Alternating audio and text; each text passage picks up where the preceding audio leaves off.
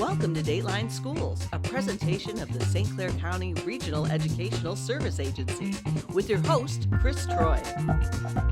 You can tell that fall's in the air in the Blue Water area as the 2023 football season gets underway. And one of the greatest rivals in the state is the Port Huron High School, Port Huron Northern football teams. The Crosstown Showdown, as it's become known, has not only provided great game films, but also benefiting the Port Huron Area School District through special fundraising associated with the game.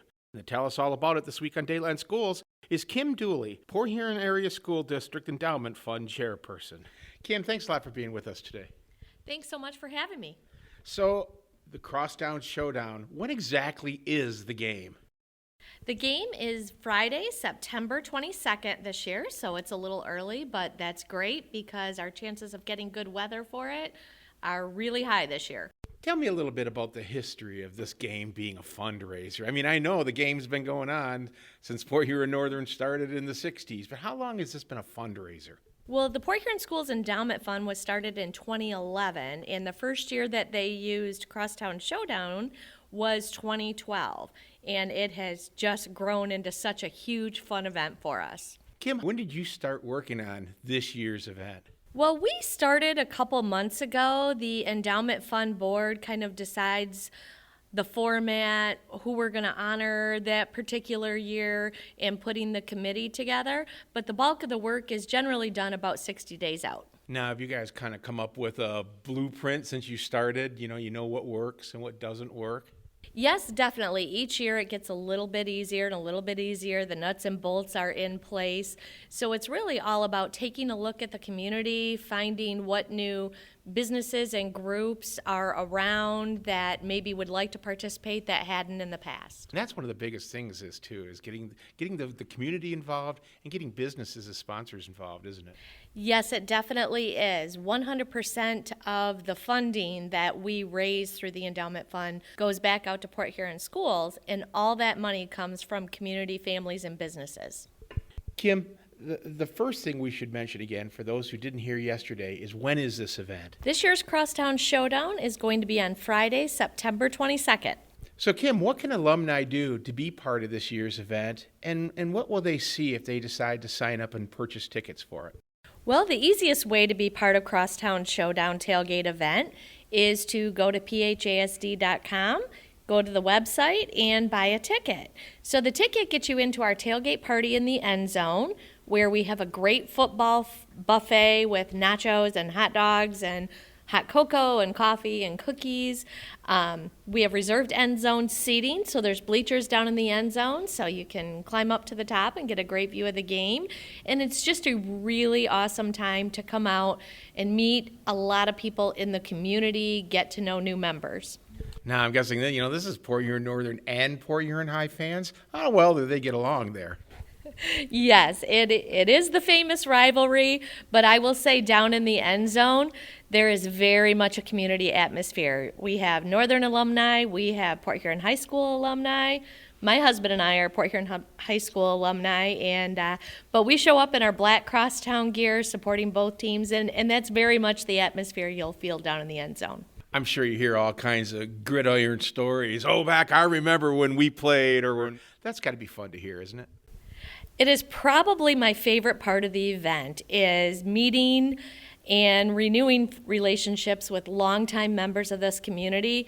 We hear lots of stories about when it was just Port Huron High School, when Port Huron Northern came about, and just all the history involved on both sides. Kim, everybody talks about the game, and the game is always exciting every year, but so is the pregame. So for people who show up a little bit early, there's usually a ceremony of some type or another. Tell me about what's going on this year. Well, for those that don't know, this year marks the 75th anniversary of Memorial Stadium. If you look up stadiums across Michigan, you will always find Memorial Stadium ranked in the top couple. It is a beautiful place, and this year marks its 75th year. So it seemed like a natural segue to honor our veterans in the area, and that's who we will be honoring during this year's pregame program. Now, has this been a pregame worked out with the bands, the local Veterans Association? Who's all involved in this pregame event? Well, we will have at least one representative and possibly a couple more active members from every branch of the U.S. military. We will also have our veterans that are employed within the district out on the field. And during that ceremony, yes, our bands will be involved, and we will be asking all the veterans in attendance to please stand and be recognized by our community. In addition to that, we have 75th commemorative coins that have Port Huron High School's logo on one side, Port Huron Northern's on the other. And if you are a veteran, you can show up, you can show us your veterans card, and you will receive a complimentary coin for attending the game. Now I got to ask, is that coin going to be used for the coin toss as well? That's a very interesting question and above my pay grade. So I would say Mr. Kerhulis might be making the call on that one. Well, maybe we'll get this aired before the game, and they'll go, that's a good idea. Kim, if somebody wants to be part of this event, what do they have to do? Well, there's a variety of links out there you can go to. You can go to our Facebook page at PHS Endowment Fund.